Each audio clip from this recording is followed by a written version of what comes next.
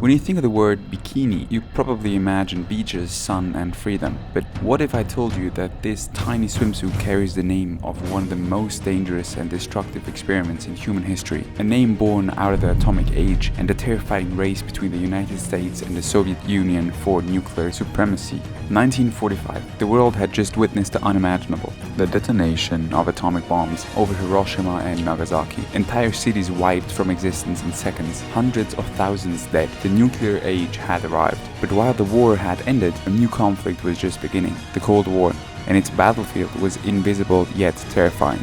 A race for nuclear dominance between two superpowers, the United States and the Soviet Union.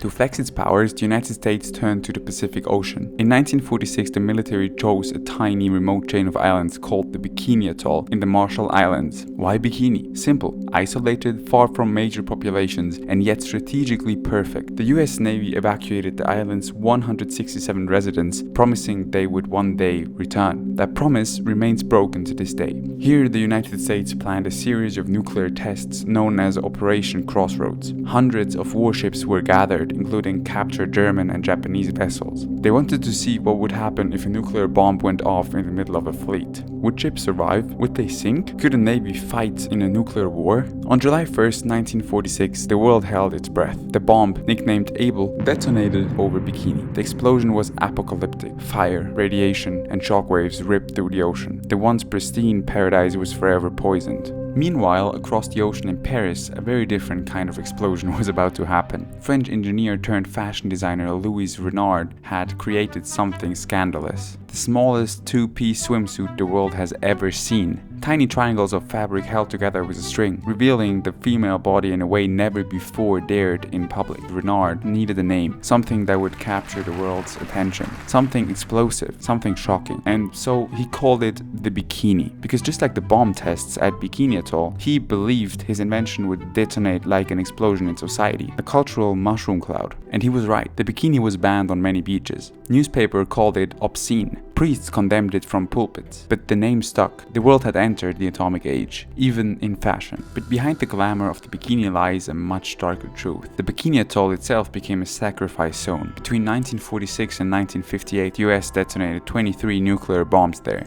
Some were 1,000 times larger than Hiroshima. Entire islands vaporized. Radiation poisoned the land, the water, and the people. The Bikinians, who had once lived peacefully on their ancestral home, became refugees. Many died of cancer, birth defects, and displacement. The irony? While the name Bikini became synonymous with beaches and beauty, the real Bikini was turned into a radioactive wasteland. The bikini swimsuit became a global phenomenon at the exact same time the world spiraled deeper into the nuclear arms race. The Soviets detonated their first atomic bomb in 1949. By the 1950s, both sides were testing hydrogen bombs, weapons capable of destroying the planet. The bikini on the beach symbolized freedom, rebellion, and sex appeal, but behind it loomed the shadow of mushroom clouds, constant reminders that the same technology that gave the swimsuit its name could end human civilization in an instant. So the next time you see a bikini, remember, its name isn't just about style. It's about history, war, destruction, and survival. A swimsuit named after an atomic bomb testing site.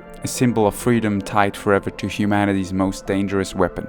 The bikini is more than just fashion. It's a reminder of the day beauty and terror collided. This was a story of why the bikini is called the bikini. What do you think? Is it a story of glamour or a story of tragedy? Let us know in the comments below. And if you enjoyed this deep dive into hidden history, make sure to subscribe, because we've got more explosive stories coming your way. Stay safe. Okay, before we wrap up, we'd love to hear from you. This video was a bit shorter than usual, so let us know in the comments. Do you prefer tighter, punchier videos like this one, or do you enjoy the longer deep dives we usually do? And while you're there, tell us what kind of stories you'd like to see next. More hidden history, more true crime, or maybe something completely different? Your feedback helps us shape the channel, so don't be shy. See ya. Go, mommy, go now. I really don't want to see you cry. Mommy, go now.